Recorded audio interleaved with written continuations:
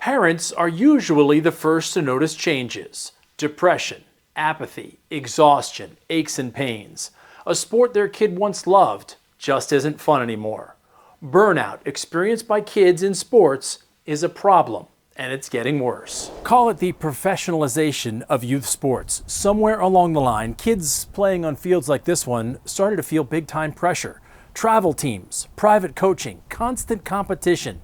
It became all about performance and profit. A study by the American Academy of Pediatrics shows that 70% of kids drop out of organized sports by age 13 due to injury or burnout. Dr. Nirav Pandya, a professor of orthopedic surgery and sports medicine at UC San Francisco, told Straight Arrow News kids are sometimes allowed or even encouraged to do too much too early. And I see it with soccer, with baseball. These kids have been playing competitively since 5, 6, or 7, and then they drop out and they're like these washed up, quote unquote, washed up athletes, heading into high school. And they talk about the days that they used to play competitive sports. Dr. Pandya is concerned that quitting sports at such a young age might hurt a child's long-term motivation and relationship with physical activity. There are also more serious injuries in preteen children, 50% of which are from overtraining.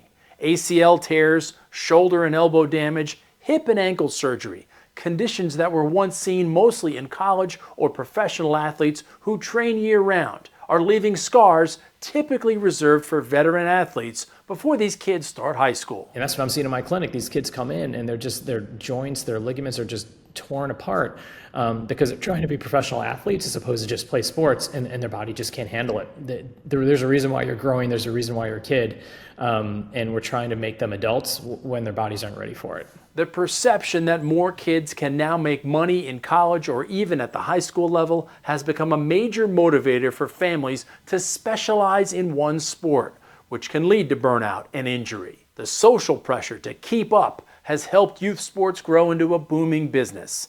The cycle is fueled by a universal truth: parents want the best for their kids. Matt Lyle is a motivational speaker and former coach at the college and pro level with over 3 million followers across his social media channels. He uses travel baseball as an example of a sport that features a lot of specialization at a young age. I think the problem is we have so many people in the industry, they're trying to make money, that there's a lot of voices that are saying, hey, you got to specialize. All right, he's 10 now he's on a 10 and under team and he could make this national team. If you pay $5,000, you can, and it's like, I think they're selling this dream really, really early now, earlier and earlier. Both Coach Lyle and Dr. Pandya agree that pursuing a single dream should be reserved for kids who show exceptional talent and success.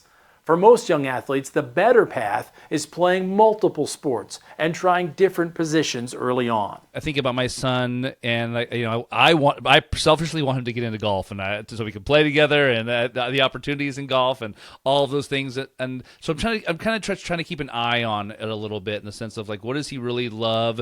What are the things that kind of he gets excited about, and how can I foster that? And then just let him play all of them for as long as he can. Listening to what kids themselves are saying and feeling about their activities is an important step. Dr. Pandya does see some light at the end of the tunnel as more parents see the data and adjust their own expectations. I do think we're seeing more and more people understand it and recognize it. Not just a matter of in that moment when you have that choice to click on the $5,000 payment for your club team, are you going to be like, is this really what's best for our family? The report from the American Academy of Pediatrics reinforces the idea that if you want your kid to continue in a sport, they should love it. Maybe even more than you love watching them do it.